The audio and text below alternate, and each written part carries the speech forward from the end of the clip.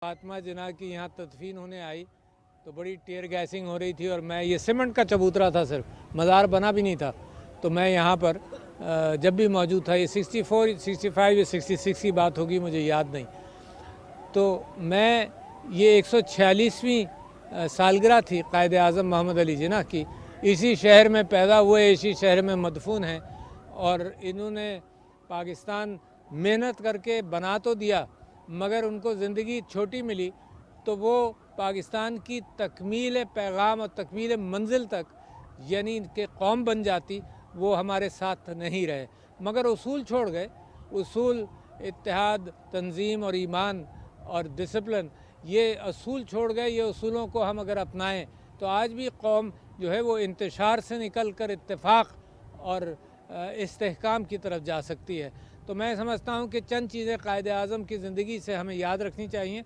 एक उनकी अमानतदारी, एक उसूल पसंदी और एक कन्विक्शन के साथ जब वो काम करने निकले तो उन्होंने, जैसे अंग्रेज़ी में कहते हैं, अगेंस्ट ऑल ऑड्स, सारी मुश्किलात का सामना कर कर पाकिस्तान बना दिया और पाकिस्तान के अंदर इतनी अच्छी कौम बना दी। और आप ये देखिए कि हिंदुस्तान में जो लोग कहते थे कि दो कौमी नज़रिया गलत है, तो वो आज वो सारे मुसलमान बेचारे जो परेशान हैं हिंदुस्तान में, हिंदुस्तान ने जो मुसलमानों के ख़िलाफ़ कैफियत अख्तियार की है, तो ये कायद आज़म वो जिन्ना था जो जब मुस्लिम लीग बनी 1906 में, तो मुस्लिम लीग के जो सदर बने वो भी सर आगा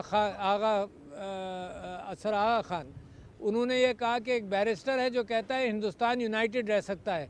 तो कायद आज़म ने कोशिश की और सिर्फ 1920 तक वो कांग्रेस के और मुस्लिम लीग के दोनों के मेंबर रहे और कोशिश करते रहे कि यूनाइटेड रहे, मगर ये कि उन्होंने पहचान लिया था और फिर पाकिस्तान बनाया इसी वजह से कि उन्होंने पहचान लिया था कि मुतासब हिंदू मज़हब नहीं, मुतासब हिंदू जो है वो मुसलमान के साथ इख्तिलाफ़ करता रहेगा। और आप आजकल देखते हैं वहाँ का जो हाल है। तो मैं इसलिए इस अज़ीम लीडर को ख़राज तहसीन पेश करने आया था कि कौम इसकी कदर करे, इनकी बातों पर अमल करे, तो इंशाअल्लाह ये कौम बड़ी मजबूत और मुस्तहकम कौम बनेगी। जनाब अली,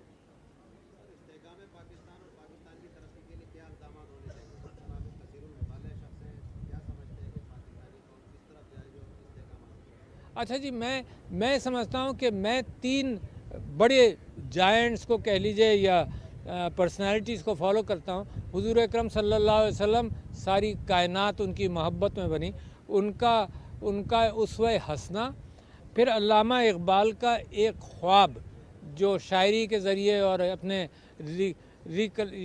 रिकन्स्ट्रक्शन ऑफ इस मुस्लिम थाट इन इस्लाम, जिसके लेक्चर्स उन्होंने 1930 में दिए, और फिर कायद आज़म ने उसको पाए तकमील तक पहुंचाया। तो जो उसूल इन्होंने सब ने ले डाउन किए, वो उसूल तो मैं समझता हूं कि वही एक राज है दरगुज़र करने का, वही एक राज है कि सबको साथ लेकर चलने का, वही एक राज है कि मेरे नबी की उम्मत इतनी बड़ी हुई दूसरे अंबिया के मुकाबले पर, क्योंकि उन्होंने एक विज़न दिखाया। और जब बड़ा विज़न दिखाया जाता है तो कौम नीचे इकट्ठा भी हो जाती है, छोटी चीज़ों से निकल कर वो अपनी तामीर में वक्त सर्फ करती है।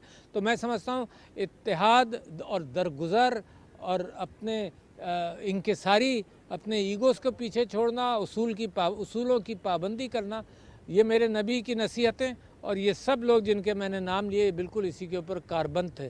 तो पाकिस्तान के लिए अब भी वही कैफियत है। ये आजकल की जो कैफियत है उनका हल भी इसी में नज़र आता है। ठीक, मैं नौजवानों से कहना चाहता हूँ कि कायद आज़म नौजवानों से बड़ी मोहब्बत करते थे।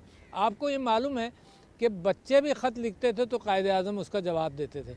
एक, मुझे अब नाम नहीं याद रहा, एक अमृतसर का 6ठी क्लास के बच्चे ने कायद आज़म को लिखा कि मेरे बाबा जी कहते हैं कि आपको पैसों की ज़रूरत है पाकिस्तान बनाने के लिए, तो मैं आपको ख़त लिख रहा हूँ, मैंने नियत कर ली है कि जितने पैसे मैं कमाऊँगा या बचाऊँगा तो वो मैं आपको भेजूँगा। तो इस ख़त के अंदर 8 आने का टिकट लगा हुआ है आपके लिए कि आप इसको इस्तेमाल कर लीजिए पाकिस्तान बनाने में। तो ये 8 आने, लोग जानते भी नहीं हुए 8 आने कितना है, आधा रुपया। 50 पैसे जिसको कहते हैं।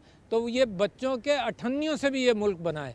तो मैं नौजवानों को ये पैगाम देता हूँ कि उन्हीं की तगोदो, उन्हीं की मेहनत से, और कायद-ए-आज़म इतनी कदर करते थे नौजवानों की कि एक मुस्लिम स्टूडेंट्स फेडरेशन का इजलास कॉन्फ्रेंस हो रही थी लाहौर में, तो चीफ़ मिनिस्टर ने कहा कि मैं मिलना चाहता हूँ, चीफ़ मिनिस्टर और मुस्लिम लीडर्स। तो कायद-ए-आज़म ने कहा कि मैं इन बच्चों के कहने पर आया हूँ, ये इजाज़त देंगे, ये प्रोग्राम के अंदर डालेंगे तो मैं आपसे मिलूँगा। तो कायद-ए-आज़म जितने उसूल के पाबंद थे, तो मैं बच्चों से यही कहूँगा, मेरा यही पैगाम है कि सच बोलो, उसूलों की पाबंदी करो, करप्शन से दूर रहो, मोहब्बत करो और कौम बनाओ। Thank you.